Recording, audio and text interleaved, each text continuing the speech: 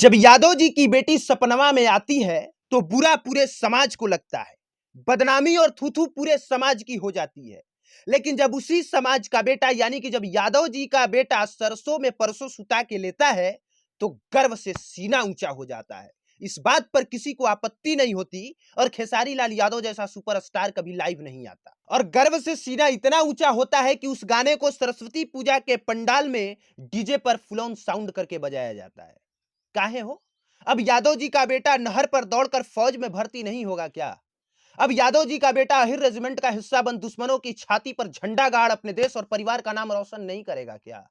मतलब सोचिए कि हम समाज के किस हिस्से से हैं और हमारी मानसिकता कितनी तुच्छ है कि जब पांडे जी का बेटा चुम्मा चिपक के लेता है, यादव जी के बेटा से पाला पड़ने पर जवानी झड़ जाता है और बबुआन अपना पैसा देश और गरीबों पर नहीं बल्कि नचनियों पर उड़ाता है, तो हमें इस बात पर इतना गर्व महसूस होता है कि उन गानों को हम सिर्फ सुनते नहीं हैं बल्कि अगल-बगल 50-100 लोगों को सुनाते भी हैं। और जिन गाना पर ऐसे गायकों का स्वागत जूता और चप्पल से होना चाहिए, उन गायकों का स्वागत हम फूल माला से करते हैं और स्वागत इस कदर करते हैं कि ऐसा गाना गाने वाले उन गायकों को अपनी जाति और समाज का हीरो मान बैठते हैं, हीरो बना लेते हैं।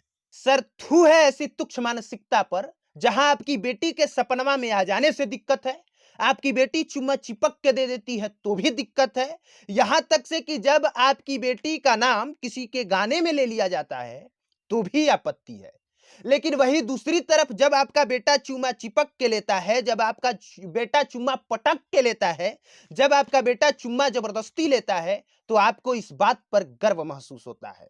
और गर्व इस कदर महसूस होता है कि मुझे लगता है कि अगर किसी दिन किसी जाति का गायक ये गाना गा दे कि हमारा बेटा अब चुम्मा नहीं लेगा जबकि सरसों के खेत में लिटाकर सीधे रेप करेगा, तो इस बात पर आप इतना खुश होंगे कि डीजे में गाना बजाने के बजाय अपने मोहल्ले में पटाखा फोड़ेंगे और उस गायक का स्वागत एक अलग ही तरीके से करेंगे। और अगर मैं गलत कह रहा हूं तो जरा बताइए कि जब कल्लू और अनुपमा यादव एक स्टेज प्रोग्राम कर रहे थे और उस स्टेज प्रोग्राम में जब कल्लू ने गा दिया कि यादव जी की बेटी सपनवा में आती है, तो इस बात का बुरा पूरे यादव समाज को कैसे लग सकता है? कैसे खेसारी लाल यादव जी लाइव आ सकते हैं और लाइव आके कह सकते हैं कि तुम्हारे इस गाने का हिसाब पूरा यादव समाज करेगा? और अगर करेगा तो करे, लेकिन इस बात का भी जवाब दे कि जब वह उसी यादव जी का बेटा जब इस तरह के काले कारनामे करता है, तब तुम लोगों को इस बात पर कैसे गर्व महसूस होता है? और ये कहानी सिर्फ यादव समाज की नहीं है, बल्कि ये कहानी हर जाति, हर वर्ग के गायकों की है, हर श्रोताओं की है। फिलहाल कल्लू और खेसारी लाल यादव का विवाद चल रहा था, चर्चा में था, तो यही उदाहरण देके हमें ये बात समझाना पड़ा।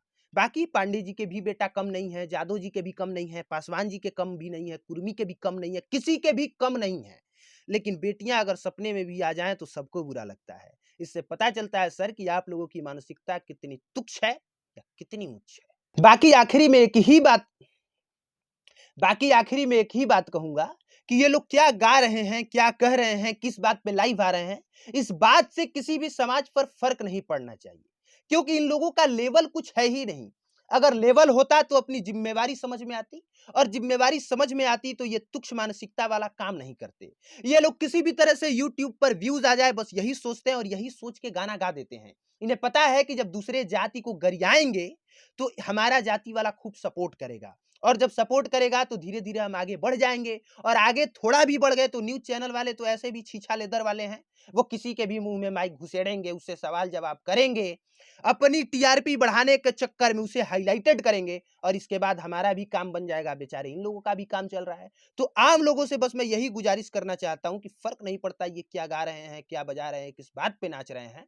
फर्क इस बात पर पड़ता है कि जो देश के बुद्धिजीवी वर्ग के लोग हैं और बुद्धिजीवी टाइप के गायक हैं, वो क्या गा रहे हैं, वो क्या सुना रहे हैं, और वो क्या कह रहे हैं। आखिरी में एक और बात, अगर मेरे किसी बात से किसी भी जाति, किसी भी समाज को बुरा लगा हो तो उसके लिए मैं माफी चाहता हूं। अगर मैं ये न बताता तो आपको कैसे समझ में आता सर कि हमारा समाज पायदान के उस आखिरी कि हमारा समाज आखिरी पायदान पे खड़ा है, उस पायदान पे जहां उससे नीचे सिर्फ और सिर्फ खाई है। तभी तो हम लड़कियों के सपने में आ जाने पर भी गुरेज करते हैं और लड़कों को खुलेआम छोड़ देते हैं कि जाओ रेप करो, जाओ पटक के चुम्मा लो, और इस बात पे हम उन्हें सैल्यूट करते हैं।